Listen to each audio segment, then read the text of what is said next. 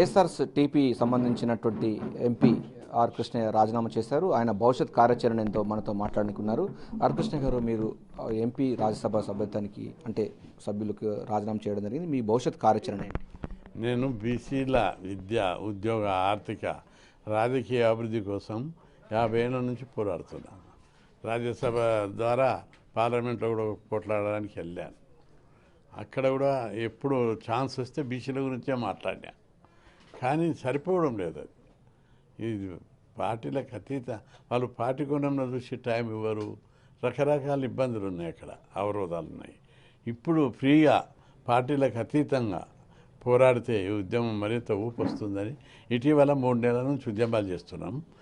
ఈ మధ్య కుల సంఘాలు, బీసీ సంఘాల సమావేశం, మొన్ననే 80 కుల సంఘాలు, 30 బీసీ సంఘాలు, ఉద్యోగ సంఘాల సమావేశం జరిగింది.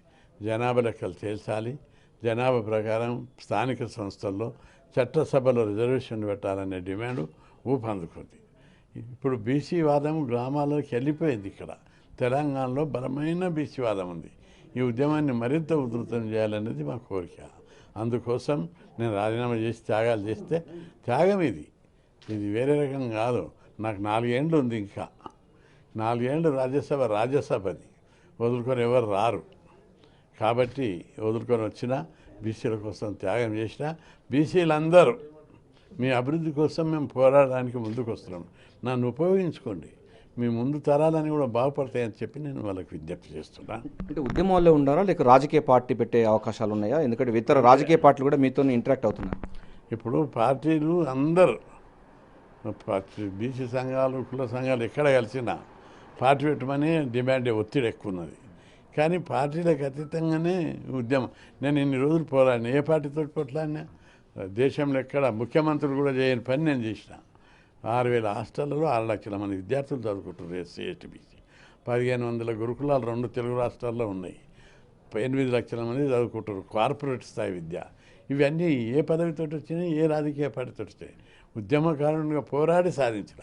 ఉత్తరప్రదేశ్, కర్ణాటక, తమిళనాడు, మధ్యప్రదేశ్ రాష్ట్రాల్లో, రాజస్థాన్ బీసీలు ముఖ్యమంత్రులు అయ్యారు, దళితులు ముఖ్యమంత్రులు అయ్యారు. కానీ అక్కడ ఈ స్కీములు ఉన్నాయా? లేవు. చదువు కోసం పోరాడినా, చదువుకుంటేనే ఎస్సీ, ఎస్టీలు బాగుపడతారని చదువు కోసం ఓట్లాడినా మొదటి 4 దశలు. మీరంతా కూడా ఉద్యమకారులను మాకు అందరికీ తెలుసు. అంటే భవిష్యత్తు కార్యాచరణ అంటే రాష్ట్రంలో అట్మాస్ఫియర్ అట్లా ఉందా బీసీలకు సంబంధించిన పార్టీ రావడానికి? ఇది సరైన సమయం. ఈ ఉద్యమాన్ని మరింత పెంచాలనే ఈ నిర్ణయం తీసుకుంటాను. ఇప్పుడు ఊళ్ళో చర్చ అవుతుంది, విలేజ్లో చర్చ అవుతుంది, బీసీలకు అన్యాయం జరుగుతుందని. అందులో భాగంగానే ఈ ఉద్యమంకు మరింత ఊపుదావడానికి ఈ నిర్ణయం. కాంగ్రెస్ పార్టీ నాయకులు కూడా మీతోని పార్టీలోకి రావాలని వాళ్ళు ఆహ్వానిస్తున్నారు. ఎందుకంటే బీసీ డిక్లరేషన్ కామారెడ్డిలో వాళ్ళు సంవత్సరానికి 20,000 కోట్లు, 5 సంవత్సరాల్లో 1,00,000 కోట్లు ఇస్తారని కూడా వాళ్ళు మేనిఫెస్టో పెట్టడం జరిగింది. అన్ని పార్టీలు వస్తున్నాయి నా దగ్గరికి. ఇప్పుడు అన్నగారు రిజైన్ చేశాడు, ఏంటిది ఎందుకు అని టెన్షన్ పడుకుంటా మా పార్టీలకు రా, మా పార్టీలో లేరు కాబట్టి. అంటే నేను బీసీ ఉద్యమకారుణ్ణి. జగన్మోహన్ రెడ్డి నేను బీసీలకు చేస్తున్న సేవను, వారికి అన్న అంకితభావాన్ని గుర్తించి పిలిచి, ఆ రాష్ట్రం కాకుండా నన్ను పిలిచి టికెట్ ఇచ్చాడు. ఆ గౌరవం ఆయన మీద ఉంది. కాకపోతే ఇక్కడ పరిస్థితుల వల్ల, స్థానిక తెలంగాణ పరిస్థితుల వల్ల తప్పని పరిస్థితుల్లో ఈ ఉద్యమాన్ని మరింత ఇప్పుడు పీక్ చేయకపోతే ఎప్పుడు చేయలేం, ఇప్పుడు సాధించకపోతే ఎప్పుడు సాధించలేమనే ఆశయంతో ఈ నిర్ణయం, బాధగా ఉన్న నిర్ణయం తీసుకున్నాం. అందరూ వారిచ్చారు, కుటుంబ సభ్యులు, సంఘ సభ్యులు.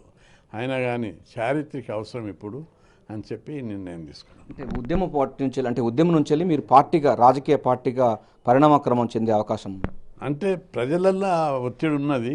కానీ ఇంకా అందరితోటి మాట్లాడాలి. పార్టీ పెట్టాలంటే, రాజ్యాధికారం రావాలంటే డెఫినెట్గా పార్టీ పరంగా ఉంటుంది కదా. మరి అదే దాన్ని వివిధ కోణాలలో ఆలోచించి నిర్ణయం తీసుకుంటాం. జస్ట్ ప్రస్తుతం అయితే బీసీ ఉద్యమాన్ని మరింత ఉధృతం చేస్తామని కూడా ఆర్ కృష్ణ చెప్తా ఉన్నారు. సో భవిష్యత్తులో రాజకీయ పార్టీ కూడా ఇది పురుడు పోసుకునే అవకాశం అయితే కనబడతా ఉంది. సో రాష్ట్రంలో బీసీల జనాభా ఎక్కువ ఉన్న నేపథ్యంలో రాష్ట్రంలో చాలా సంబంధించినటువంటి పార్టీలు కూడా ఇప్పటికే తనతో ఇంటరాక్ట్ అవుతున్నాయి. కానీ తాను బీసీ ఉద్యమాన్ని నిర్మిస్తామని చెప్తున్నారు. ఆ తర్వాత ప్రజల యొక్క అభిష్టానం మేరకు పార్టీ పెట్టాలా, దానిపైన కూడా ప్రజలు నిర్ణయిస్తారని కూడా చెప్తున్నారు. కెమెరా శంకర్తో కలిసి సాదిక్, బిగ్ టీవీ, హైదరాబాద్.